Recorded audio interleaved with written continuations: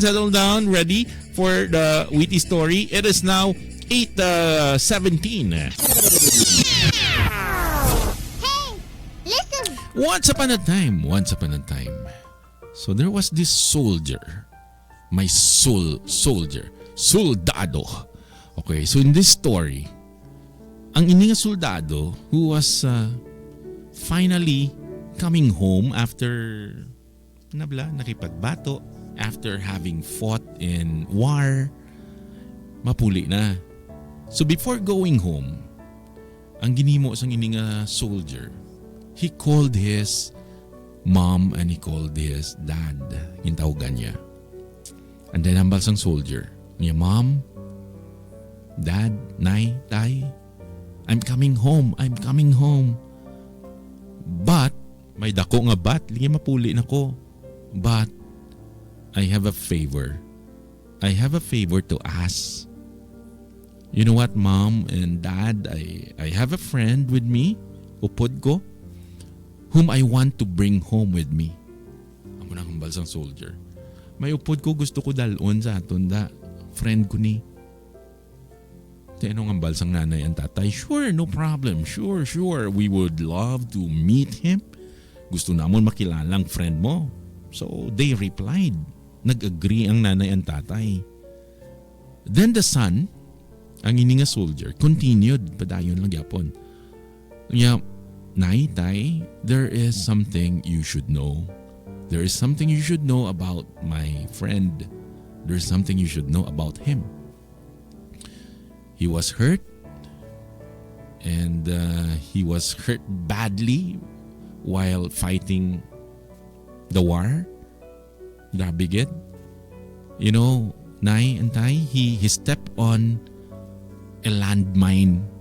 Nalapakan niyang landmine. And because of which, he lost his legs. Boom!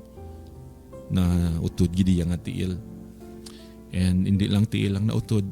Nautod pag gidi yang arm. Leg and arm.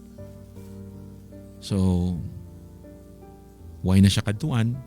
Nowhere else to go, and I want him to come and live with us. He is my friend. Gusto ko nga maupod siya sa akon to live with us. So sa pagkabati sang nanay ang tatay, patian nila. The nanay and tatay replied, niya, my son, we are sorry to hear that. We are sorry to hear that. Maybe we can help him. Pwede, we can help him to find some place nga maistaran. Pwede ta siya mabuligan to find some place to live. And then the son replied, ang balya kay nanay and tataya, hindi, Nay, Tay, no, Mom, Dad, I want him to live with us. I want him. Di syempre, ang reaction sang nanay and tatay, but son, no. Ang balsang tatay, gid, son, no! You don't know, way kabalo. You don't know what you're asking for. Way kabalo. What you're asking for. Someone with such handicap, tanawab lang sitwasyon, would be like a burden on us. Mag-amo ng sitwasyon, problema na iya. Pabugat lang na. Tanawab lang, come on, be realistic. Mag-amo ng iya yung handicap. That would be like burden on us. Hindi mo na makita, hindi mo maintindihan. Ang balsang tatay, so we have our own life to live. Ang balya, we have our own life to live. We just can't, we can't just interfere sa bagay-bagay sa lives ng iban. Hindi na pwede yung ma-intra lang ta, mahimasok ta sang lives ng iban, especially sa amuna. I think you should just come home, puli ka lang di, and forget about that guy. Forget about him. Munang balsang tatay. So after that, kabalo ka mo kunin nung ginhimo sang bata, the son hung up the call. He hung up the phone, and the nanay and tatay heard nothing from him after that. Wala na may nabatian ang nanay kag tatay after that call. So few days later, The nanay and tatay, the mom and dad, got a call from a police. Baton sila tawag. And then the police told them that their son died after falling from a building. So subo nga balita nga ilang nga bata napatay, nahulog sa building. And the police believed that it was a suicide. So nga muna based sa investigations ang police, gapati sila that it was a suicide. So syempre, grief-stricken the parents. They flew there, insigida, kadtuan nila ang place, went to the city, morgue, and to identify the body, tanahon nila. And they recognize him, nakilala nila, it's their son. Kilalaan gid nila. But, na-shock sila. They were shocked to see that their son had one arm and one leg. That's the end of the story. Wow.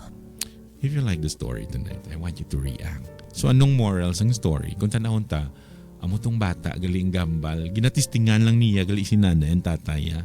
So to imagine from the parents, mambal pabigat lang na. So siya to gali iyang wala arm kag wala leg. So imagine, ginatistingan niya lang anti siya magpuli, pabigat lang gali ang hambal sang nanay and tatay. So, ang moral ng story, I think we find it easy. Hapos lang, no? We find it easy to love, especially ang mga nami lang, di ba? Those who look good. And we don't like people who can be inconvenience for us. Ang mga pabigat lang sa aton, inconvenience for us or to us. Hindi tayo namian sa mga muna tao, pero kung daw ka hapos lang yung mga tao, mga nami, good looking, wise ang diferensya, namian ta na. Pero kung daw may makita na tagani nga daw may diferensya or pabigat lang sa atin, hindi tayo na namian. We tend to stay away from people who are not as beautiful. We tend to stay away from people who are not as smart or as healthy as we are. Gusto tamangin the same lang sa atin nga wala sang kakulangan. Amo na hinamian ta. So I think we should value life, whatever condition.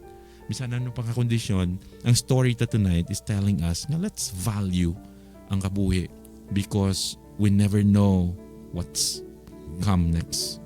Let's value life. Bisan ano pa ang sitwasyon. That's the moral of the story tonight. So I want you to react. May time pa ta. It's 8:25 already.